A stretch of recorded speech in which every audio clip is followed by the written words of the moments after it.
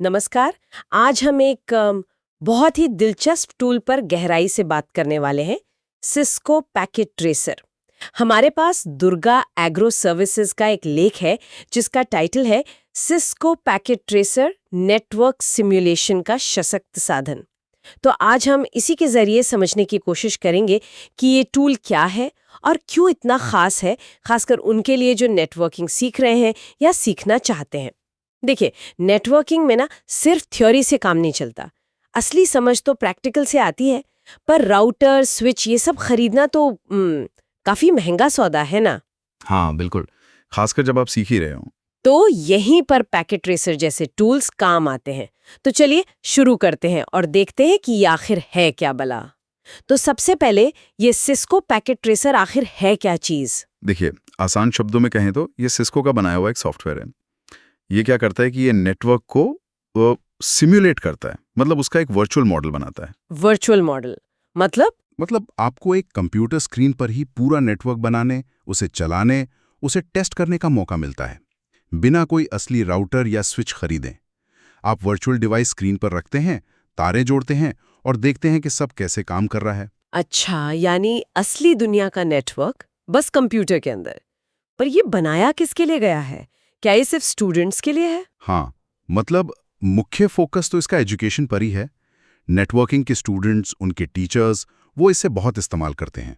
और साथ ही वो लोग जो सिस्को के सर्टिफिकेशन की तैयारी कर रहे हैं, जैसे CCNA या CCNP, हाँ, वो एग्जाम्स। जी, उनके लिए प्रैक्टिस करने का ये बहुत बढ़िया जरिया है।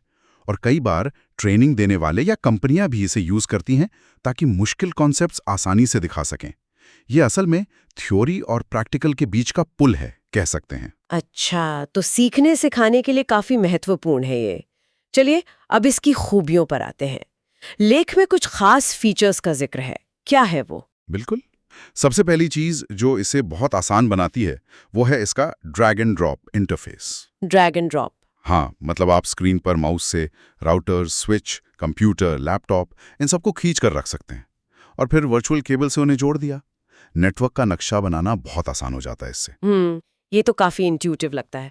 पर क्या ये सिर्फ दिखता ही आसान है या कॉन्फ़िगरेशन भी असली जैसा होता है? क्योंकि नेटवर्किंग में तो असली खेल कमांड्स का है। हाँ, और यहीं इसकी दूसरी बड़ी खूबी आती है। ये सिर्फ दिखने के लिए नहीं है। आप इन वर्चुअल डिवाइसेस को वैसे ही कॉन्फ़िगर करते हैं जैसे असली सिस्को डिवाइस को करते हैं। मतलब कमांड लाइन से, CLI? जी हाँ, CLI, कमांड लाइन इंटरफेस। लेख भी बताता है कि इसमें बेसिक से लेकर इंटरमीडिएट लेवल तक के सिस्को iOS कमांड चलते हैं। तो आपको वो कमांड टाइप करने का, चलाने का, उसका आउटपुट देखने का वो पूरा अनुभव मिलता है। अरे वाह, CLI का अनुभव तो बहुत जरूरी है। अच्छा, लेख में एक सिमुलेशन मोड का भी जिक्र था, वो क्या चीज है? हाँ, सिम्युलेशन मोड, ये तो इसकी जान है, कह सकते हैं। इस मोड में आप असल में देख सकते हैं कि डेटा पैकेट, मतलब जानकारी के छोटे छोटे टुकड़े, आपके बनाए नेटवर्क में कैसे घूम रहे हैं। सच में चलते हुए दिखते हैं? बिल्कुल, आप देख सकते हैं पैकेट राउटर से कैसे निकला, स्विच तक कैसे पहुंचा, कहाँ रुका, कहाँ आगे बढ़ा। सोचिए, जब आप कुछ कॉन्फ़िगर कर रहे हों या कोई प्रॉब्लम सॉल्व करने की कोशिश कर रहे हों, तो ये देखना कितना मददगार होता है। हाँ, किताबों में तो बस डायग्राम होते हैं, यहाँ तो एक्शन में दिख रहा है। सही कहा, कनेक्टिविटी इश्यू समझने और ठीक करने में ये बहुत काम आता है। ये तो कमाल है, थ्योरी एकदम प्रैक्टिकल हो गई। इसके अलावा और क्या खास बातें हैं इसमें? जी हाँ, कुछ और भी हैं। एक है multi user collaboration. Multi user मतलब एक साथ कई लोग? हाँ, मतलब एक ही नेटवर्क टोपोलॉजी पर दूर बैठे कई लोग एक साथ काम कर सकते हैं। टीम प्रोजेक्ट्स के लिए या क्लास में ग्रुप बनाकर काम करने के लिए ये बहुत अच्छा है। अच्छा, टीम वर्क के लिए भी बढ़िया है। और क्या ये सिर्फ कंप्यूटर पर ही चलता है या मोबाइल पर भी? नहीं, यही तो अच्छी बात है। ये क्रॉस प्लेटफॉर्म है। विंडोज, लिनक्स पर तो है ही, एंड्रॉइड और iOS पर भी ऐप है इसका। अरे वाह, मतलब टैबलेट या फोन पर भी? जी, तो आप कहीं भी हों, सफर में भी नेटवर्किंग की प्रैक्टिस कर सकते हैं। काफी फ्लेक्सिबल हो जाता है सीखना। चलते फिरते नेटवर्किंग, ये तो बहुत सुविधाजनक है। लेख में IoT और प्रोग्रामिंग की भी बात थी। क्या ये सिर्फ ट्रेडिशनल नेटवर्किंग तक ही है? नहीं, अभी उसे आगे बढ़ गया है। इसमें अब IoT डिवाइस भी शामिल हैं। IoT डिवाइस जैसे सेंसर्स हो गए, स्मार्ट लाइट्स या कोई और स्मार्ट उपकरण। आप इनका भी नेटवर्क बना सकते हैं, सिमुलेट कर सकते हैं। स्मार्ट होम, स्मार्ट सिटी जैसे नेटवर्क का मॉडल बना सकते हैं। अच्छा, और तो और अब इसमें पाइथन स्क्रिप्टिंग का भी सपोर्ट आ गया है नेटवर्क ऑटोमेशन के लिए। पाइथन नेटवर्किंग में? हाँ, आजकल नेटवर्क ऑटोमेशन का ज़माना है, तो ये टूल उसके लिए भी तैयार हो रहा है। यानी ये लगातार अपडेट हो रहा है। और ये मिलता कैसे है? पैसे लगते हैं इसके? ये इसका एक और बड़ा प्लस पॉइंट है। जो लोग सिस्को नेटवर्किंग एकेडमी के छात्र या इंस्ट्रक्टर हैं, उनके लिए ये बिल्कुल मुफ्त है। मुफ्त? जी हाँ, सिस्को इसे सीखने को बढ़ावा देने के लिए फ्री में देता है। इसी वजह से ये दुनिया भर में इतने स्टूडेंट्स तक पहुंच पाता है। मुफ्त और इतना पावरफुल, ये तो जबरदस्त कॉम्बिनेशन है। अच्छा, अब इसके इस्तेमाल की बात करें, असल दुनिया में कहाँ कहाँ काम आता है ये, पढ़ाई के अलावा? देखिए, पढ़ाई और ट्रेनिंग तो इसका मेन एरिया है ही। CCNA, CCNP की लैब्स तो इसी पर होती हैं ज़्यादातर। छात्र बिना डरे एक्सपेरिमेंट्स कर सकते हैं, सर्टिफिकेशन वाली प्रैक्टिस करते हैं। लेकिन हाँ, इसके अलावा भी उपयोग हैं। जैसे? क्या इंडस्ट्री वाले भी यूज़ करते हैं इसे? हाँ, कुछ हद तक करते हैं। जैसे कोई IT प्रोफेशनल है, उसे कोई नया नेटवर्क डिज़ाइन टेस्ट करना है या मौजूदा नेटवर्क में कोई बड़ा बदलाव करना है, तो सीधे असली डिवाइस पर करने के बजाय पहले पैकेट ट्रेसर में उसका एक प्रोटोटाइप बना के देख सकते हैं। अच्छा, मतलब टेस्टिंग के लिए? हाँ, एक तरह से रिस्क फ्री टेस्टिंग ग्राउंड है। पता चल जाता है कि क्या दिक्कतें आ सकती हैं। इससे टाइम भी बचता है और पैसा भी। और वो जो IoT वाली बात थी, उसका क्या प्रैक्टिकल यूज है इंडस्ट्री में? उसका उपयोग बढ़ रहा है। मान लीजिए कोई कंपनी स्मार्ट फैक्ट्री लगा रही है, तो वो पैकेट ट्रेसर में उन सारे कनेक्टेड डिवाइसेस, सेंसर्स, मशीनों का एक मॉडल बना सकते हैं। देख सकते हैं कि डेटा फ्लो कैसा रहेगा, कहाँ बॉटलनेक आ सकता है, सिक्योरिटी कैसे मैनेज होगी। यानी फ्यूचर टेक्नोलॉजी को प्लान करने में मदद करता है। जी, भविष्य के कनेक्टेड सिस्टम्स को डिज़ाइन करने में ये काफ़ी उपयोगी साबित हो सकता है। और आपने पहले कोलैबोरेशन और टीचिंग की बात की थी। टीचर्स इसे सिर्फ लैब देने के अलावा कैसे इस्तेमाल करते हैं? वो इसके जरिए कस्टम असाइनमेंट्स बना सकते हैं। छात्रों को कोई खास नेटवर्किंग प्रॉब्लम दे सकते हैं सॉल्व करने के लिए। अच्छा, मतलब इंटरैक्टिव बना सकते हैं सीखने को। बिल्कुल। छात्र जब खुद करके किसी प्रॉब्लम को सॉल्व करते हैं या कोई नेटवर्क बनाते हैं, तो वो सीखते ज़्यादा अच्छे से हैं। ये सिर्फ लेक्चर सुनने से कहीं ज़्यादा असरदार होता है। इतने सारे उपयोग हैं, फायदे तो साफ दिख रहे हैं। एक बार छोटे में बताएं, मेन फायदे क्या हैं? सबसे बड़ा फायदा तो है कॉस्ट। महंगा हार्डवेयर खरीदने की ज़रूरत नहीं। हाँ, वो तो है। दूसरा, ये बिगिनर फ्रेंडली है, इस्तेमाल करना आसान है। ड्रैग एंड ड्रॉप से शुरुआत करना अच्छा रहता है। और मोबाइल पर भी चलता है, तो पोर्टेबल और फ्लेक्सिबल है। जी, पोर्टेबिलिटी है, फ्लेक्सिबिलिटी है और लगभग असली CLI का अनुभव मिलता है, जो स्किल बनाने के लिए बहुत ज़रूरी है। और आखिर में ये विजुअलाइजेशन में मदद करता है। मुश्किल कॉन्सेप्ट्स को चलते हुए देखना, समझना आसान हो जाता है। सब बढ़िया लग रहा है, लेकिन क्या इसकी कुछ कमियां भी हैं? कोई लिमिटेशंस लेख में कुछ बताया है इस बारे में? हाँ, कमियां भी हैं और उन्हें जानना भी ज़रूरी है। सबसे पहली बात, इसमें सिस्को iOS के सारे कमांड्स नहीं होते। अच्छा। हाँ, खासकर जो बहुत एडवांस लेवल के हैं या किसी खास हार्डवेयर से जुड़े हैं, वो शायद ना मिले। तो ये 100% असली डिवाइस जैसा नहीं है। यानी कमांड्स लिमिटेड है। हाँ। और दूसरी बात, ये बहुत बड़े कॉम्प्लेक्स मतलब एंटरप्राइज लेवल के जो नेटवर्क्स होते हैं ना, हाँ, उनको पूरी तरह से सिमुलेट करने के लिए शायद ये बेस्ट ना हो। इसमें वो सारी एडवांस फंक्शनैलिटी नहीं होती। इसका फोकस ज्यादातर सीखने और मीडियम लेवल के नेटवर्क पर है। परफॉर्मेंस कैसी रहती है इसकी? मतलब अगर बड़ा नेटवर्क बना दिया तो? परफॉर्मेंस और रियलिज्म के मामले में ये GNS3 या सिस्को के अपने ही पेड सिमुलेटर CML, पहले VRL, से थोड़ा पीछे है। GNS3 और CML ये क्या है? ये दूसरे ज्यादा पावरफुल सिमुलेटर्स हैं। GNS3 ओपन सोर्स है और CML सिस्को का पेड प्रोडक्ट है।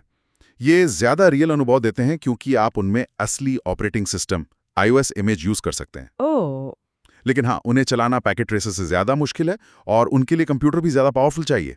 पैकेट ट्रेसर से ज्यादा आसान और हल्का है। और सबसे बड़ा सवाल शायद, क्या ये असली हार्डवेयर पर काम करने का एहसास दे सकता है? क्या ये उसे रिप्लेस कर सकता है? नहीं, देखिए, पूरी तरह से तो नहीं। सिमुलेशन कितना भी अच्छा हो, असली डिवाइस को हाथ लगाने, तारें जोड़ने, कंसोल केबल लगाने का अनुभव अलग ही होता है। हाँ, वो बात तो है। खासकर एडवांस्ड लेवल पर, जब आप बहुत बारीकियां समझ रहे हों या मुश्किल प्रॉब्लम सॉल्व कर रहे हों। पैकेट ट्रेसर शुरुआत और मिड लेवल के लिए शानदार है, पर एक्सपर्ट बनने के लिए असली हार्डवेयर पर हाथ साफ करना जरूरी हो जाता है। तो ये सवाल रहता है कि कब तक सिमुलेशन काफी है और कब असली हार्डवेयर चाहिए? जी, ये आपके सीखने के लेवल और आप क्या हासिल करना चाहते हैं उस पर निर्भर करता है। तो ये जानना जरूरी है कि कब पैकेट ट्रेसर से आगे निकलना है। आपने GNS3 और CML का जिक्र किया, जरा सा और बताएं पैकेट ट्रेसर के मुकाबले ये कैसे हैं? देखिए, GNS3 जैसा मैंने कहा ओपन सोर्स है और बहुत पावरफुल। इसमें आप असली सिस्को iOS इमेज लाइसेंस के साथ चला सकते हैं, तो अनुभव ज़्यादा रियल होता है। ये अलग-अलग कंपनियों के डिवाइस भी सपोर्ट करता है, अच्छा, लेकिन इसे सेटअप करना चलाना वो पैकेट ट्रेसर से ज़्यादा टेक्निकल है। कंप्यूटर रिसोर्स भी ज़्यादा लगते हैं, ज़्यादा फ्लेक्सिबल है पर कम यूज़र फ्रेंडली कह सकते हैं। और सिस्को CML? CNN तो सिस्को का अपना प्रोफेशनल पेड प्लेटफॉर्म है। ये बड़े enterprise network design, testing, automation के लिए है। बहुत पावरफुल, बहुत रियल, पर महंगा है और इसका टारगेट ऑडियंस प्रोफेशनल्स और बड़ी कंपनियां हैं। तो मतलब पैकेट ट्रेसर का फोकस सीखने वालों पर और मुफ्त उपलब्धता पर है। बिल्कुल, पैकेट ट्रेसर उस गैप को भरता है जहां सीखने वालों को बिना खर्चे और बिना ज़्यादा झंझट के नेटवर्किंग बेसिक्स और कमांड्स प्रैक्टिस करने का मौका मिलता है। भविष्य की बात करें तो क्या पैकेट ट्रेसर आगे भी काम का बना रहेगा? नेटवर्किंग तो बहुत बदल रही है, क्लाउड, ऑटोमेशन। हाँ, और ये इंटरेस्टिंग बात है, सिस्को पैकेट ट्रेसर रुका हुआ नहीं है। सिस्को इसमें लगातार नई चीज़ें जोड़ रहा है। जैसे हमने बात की IoT सिमुलेशन की, पाइथन स्क्रिप्टिंग सपोर्ट की, हाँ, मल्टी यूज़र फीचर के। ये सब इसे आज के ट्रेंड्स के साथ रेलेवेंट बनाए रखने में मदद करते हैं। नेटवर्क ऑटोमेशन और प्रोग्रामिंग का महत्व बढ़ता ही जा रहा है और पाइथन सपोर्ट उसी दिशा में एक कदम है। तो लगता है ये फ्यूचर प्रूफ होने की कोशिश कर रहा है। हाँ, कह सकते हैं। देखिए, क्लाउड हो या ऑटोमेशन, साइबर सिक्योरिटी हो, नेटवर्किंग के जो फंडामेंटल्स हैं, सिस्को कॉन्फ़िगरेशन की जो बेसिक समझ है, वो तो हमेशा ज़रूरी रहेगी और पैकेट ट्रेसर वो नींव बनाने में मदद करता है।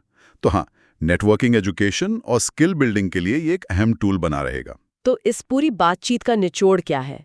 सिस्को पैकेट ट्रेसर को अगर कुछ शब्दों में कहना हो। निचोड़ ये है कि सिस्को पैकेट ट्रेसर नेटवर्किंग की दुनिया में खासकर सीखने वालों के लिए एक बहुत ही कीमती टूल है।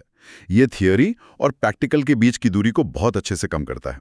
ये स्टूडेंट्स को, टीचर्स को और कुछ हद तक प्रोफेशनल्स को भी एक सेफ, वर्चुअल और सबसे बड़ी बात, बिना लागत वाले माहौल में नेटवर्क बनाने, कॉन्फ़िगर करने और प्रॉब्लम सॉल्व करने का मौका देता है। हाँ, ये वर्चुअल लैब वाकई सीखने का तरीका बदल देती है, गलतियां करने की आज़ादी देती है, जो असली डिवाइस के साथ मुश्किल है। नेटवर्किंग कॉन्सेप्ट समझने, सिस्को कमांड्स प्रैक्टिस करने और सर्टिफिकेशन की तैयारी के लिए एक बहुत मजबूत बेस बनाता है। आज की तेजी से बदलती IT दुनिया में जहां प्रैक्टिकल स्किल्स की डिमांड है, पैकेट ट्रेसर जैसे टूल बहुत ज़रूरी हैं। तो सिस्को पैकेट ट्रेसर पर हमारी ये गहराई से बातचीत यहीं ख़त्म करते हैं। उम्मीद है दुर्गा एग्रो सर्विसेज के लेख से मिली जानकारी और हमारी इस चर्चा से आपको ये टूल समझने में मदद मिली होगी। और हाँ, जाते जाते एक सवाल छोड़ जाते हैं सोचने के लिए। हम देख रहे हैं कि नेटवर्क ऑटोमेशन और प्रोग्रामेबिलिटी बढ़ रही है।